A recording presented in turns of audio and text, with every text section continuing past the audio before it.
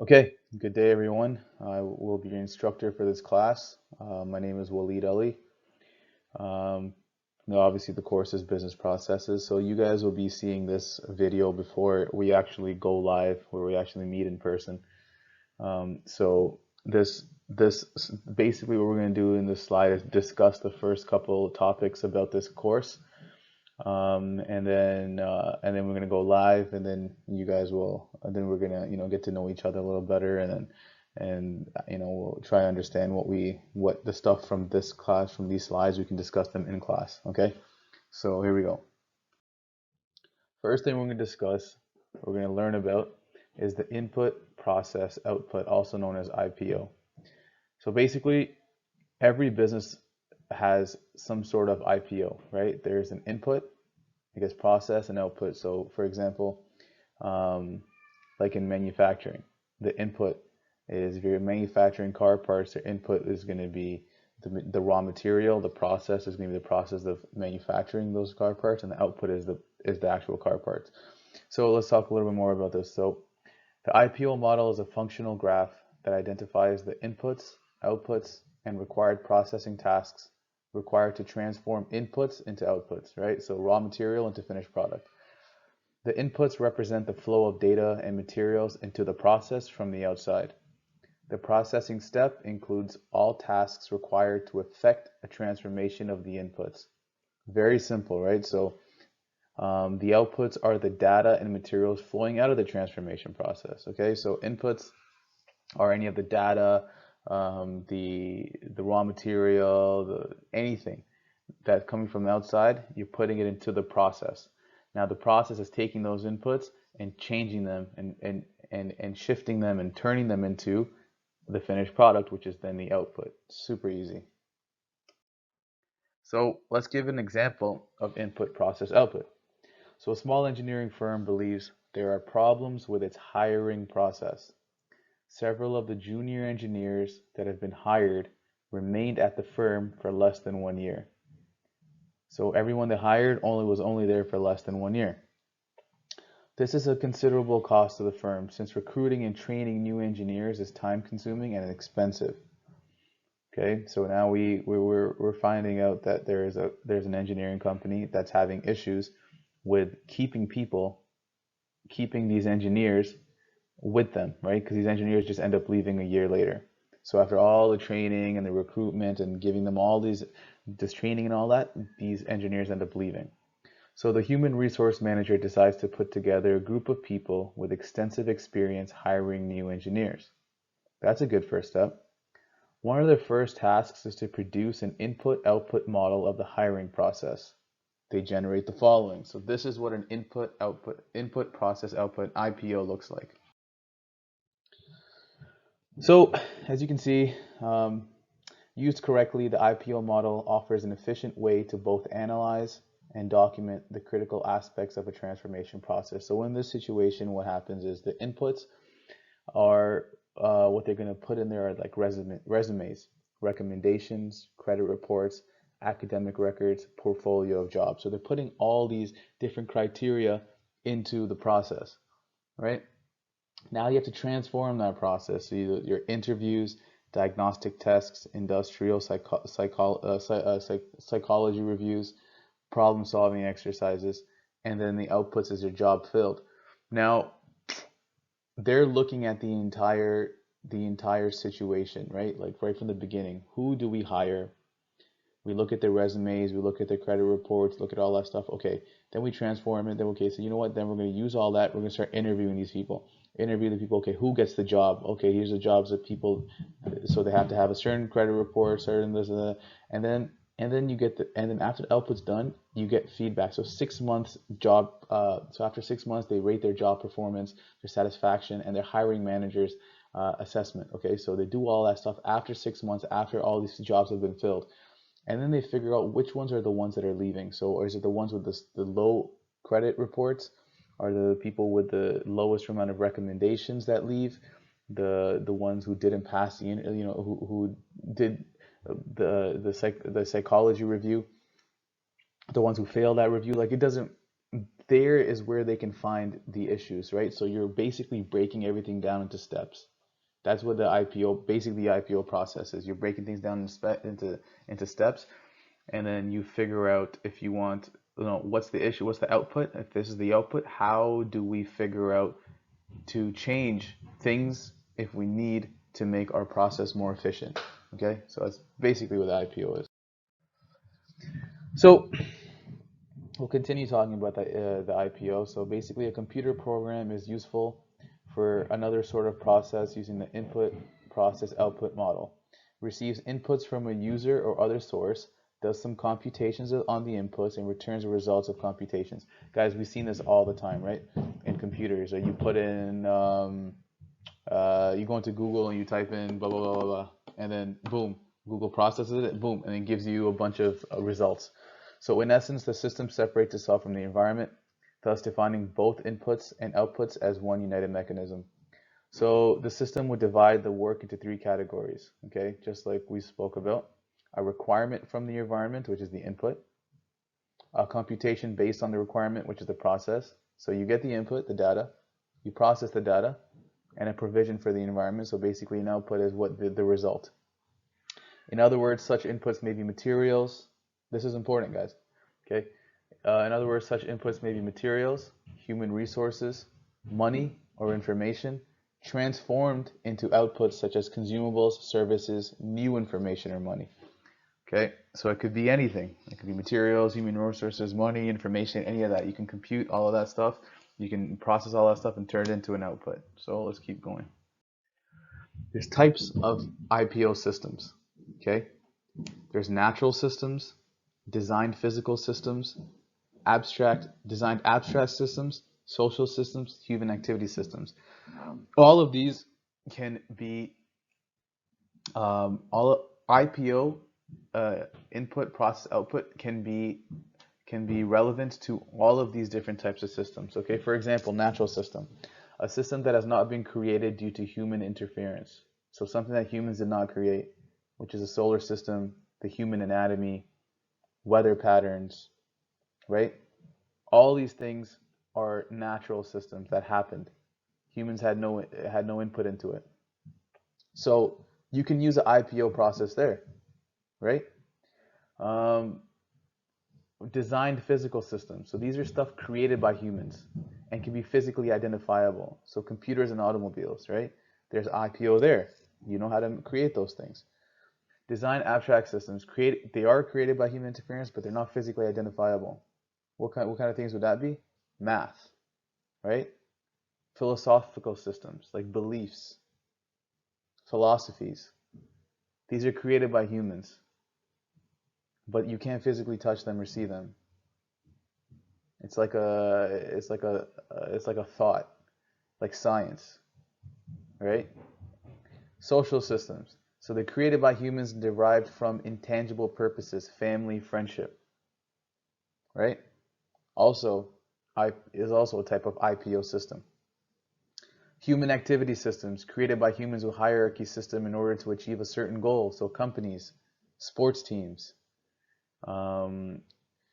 councils, governments. These are all part of human activity systems, right? They're created by humans, but they also have an input, process, and an output, right? So all these things can be part of an IPO system. Okay, so IPO systems characteristics. So what are the characteristics of an IPO system? Okay, so it can be open or closed, determined or random, static or dynamic, self-regulating or non-self-regulating. So basically, they can be open or closed. So if it interacts with the environment around them, they're open. So money, energy, data. If they do not, they're closed. Okay. Determined or random. If they produce a predictable outcome, they are determined. If they have various outcomes, they are random. So for example, an IPO system, for an IPO system for math, right, is 1 + 1. You get one apple plus another apple is 2 apples. That's determined. We know that. Random is, let's just say you put a female dog and a male dog in the same kennel, hoping that they're going to breed. You know 10 out of 10, 9 out of 10 times, 10 out of 10, whatever it is, that if they do end up, physically getting into it, they're going to, the female will get pregnant and she'll have babies. Now, but the random part about it is you don't know if those dogs are going to be attracted to each other. Sometimes it doesn't work, right? Sometimes they just don't want to breed with each other. So that's random, right? 1 plus 1 is 2, that's determined. One dog plus two dog, one dog plus another dog. We don't know if they're going to breed. That's random. So it can be static or dynamic. So for example, a printed map versus Google Maps. If you have a printed map and you just print something out, print out a map and put it on your table, and then you have Google Map on your computer. If things change within the map, like within the, let's say Italy went to war with Greece and it took over Greece, and now Italy is just Italy. Greece is now Italy. So now there's no more Greece, for example. Google Maps, you'll be able to see it because of dynamic, because the change will be made. On a printed map, it's not going to be changed, right? So that's the difference. So some IPO systems can be static, some can be just dynamic.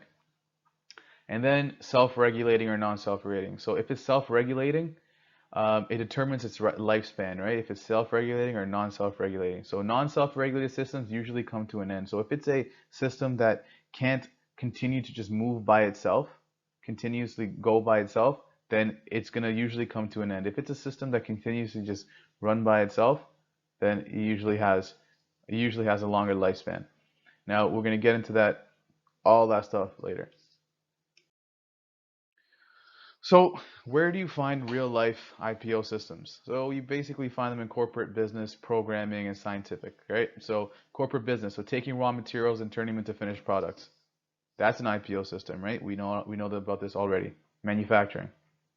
Programming, right? Coding. You write code and code and code and code and code, and then you turn into the finished product, the finished software product, or the tech product, or whatever, website, all that stuff.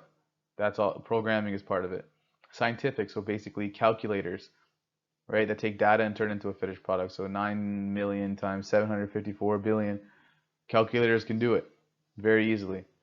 And 95,000 divided by 645.333, whatever it is, calculators can do it. Thermometers, also the same thing. They take readings of the temperature. So IPO systems can be used in these three: corporate, programming, and scientific ways. Okay. Okay, so we spoke about IPOs. Now let's talk about functional versus business process orientation. So businesses may have choices when it comes to organizing their staffs to make things run more efficiently. There are two main methods. So one is functional and the other is based on process. So functional orientations are organized along functions like production, marketing, and sales. Process orientation lets staff interact between these business functions or across organizational lines. Okay, so we're going to get more into this so you guys understand what I'm talking about. So businesses with functional focus orientations are more traditional business structures.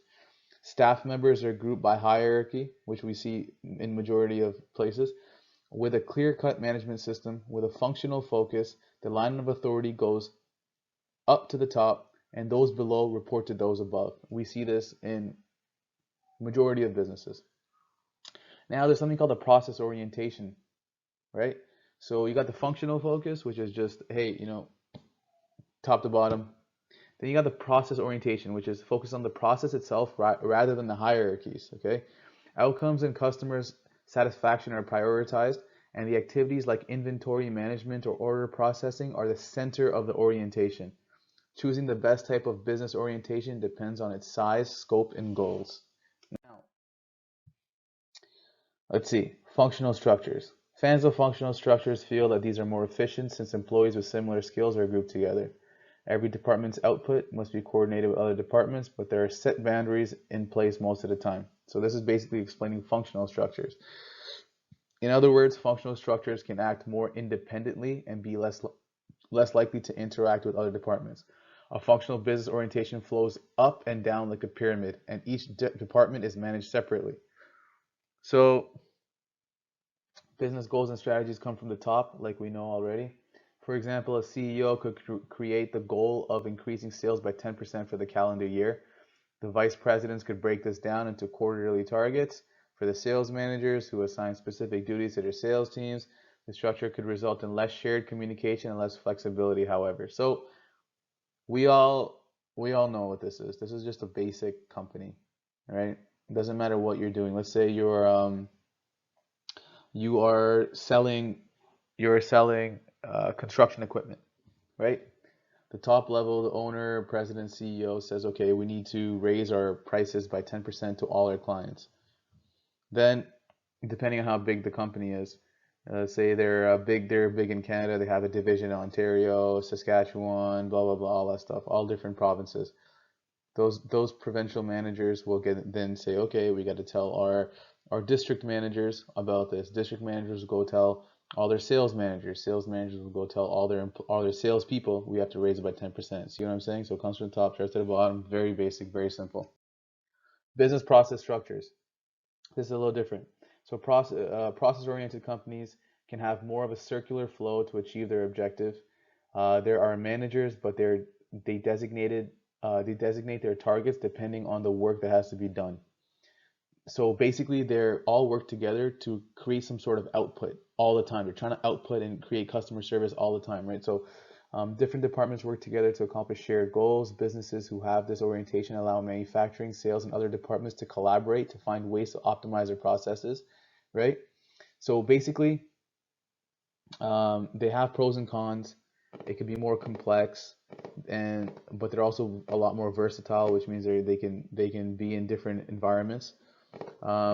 They work well for companies that operate in different geographic regions and industries.